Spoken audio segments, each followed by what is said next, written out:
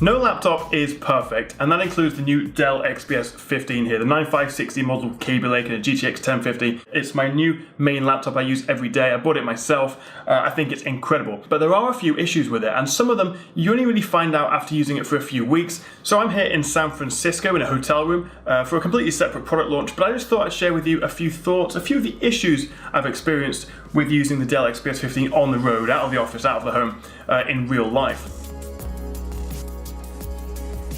So my first issue is with the response time. Now you can tell because when you scroll up and down in websites or in Office documents, you get this red sort of blur as you scroll up and down. It's very difficult to film, very difficult to show you, but it is an indicator of poor response time. This isn't a big deal necessarily unless you play games. If you play fast-paced first-person shooters, although again the XPS 15 isn't really a proper gaming laptop, but you are going to notice some ghosting, some blurring, some response time issues. So it's a little bit annoying, but it's definitely not a deal breaker. And if you do go for the 4K panel option on the XPS 15, that has much better response times. But then again, the high resolution means it's not as good in games, so you're stuck between a bit of a rock and a hard place.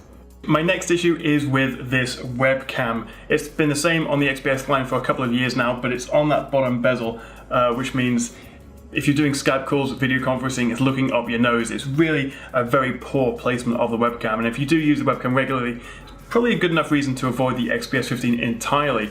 The reason for it is because it's got such a thin, what they call infinity edge bezel, so really it's the only place they can fit it. My third issue with the XPS 15 are the speakers. They're terrible. I mean, really bad. I'm in my hotel room, I was trying to listen to some Spotify as I did some work, and I had to turn it off.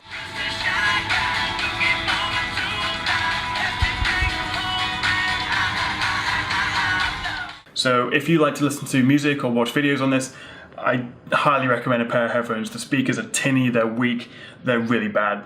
Next up, the fingerprint reader. Now this isn't actually on the standard model of the XPS 15, you have to add it in as an extra. It's a nice feature to have. It supports Windows Hello, so you can just simply log in with your finger rather than typing in a password, but it doesn't work 100% of the time. Just once too often, it doesn't recognize it, or maybe the screen comes in contact with it and it says you've tried too many times already. That's as soon as you open the lid. So while on the whole I would still recommend getting the XPS 15 with a fingerprint reader, just be aware it's not perfect. My fifth and final issue, which is a bit nitpicky, but it kind of annoys me about the XPS 15, is this. It doesn't quite sit flush on a table, on a surface. Now to be fair, this could be just an issue with my model, but for a £1,600 laptop, it kind of takes away from that premium aesthetic a little bit when the whole thing makes a noise and moves every time you use it.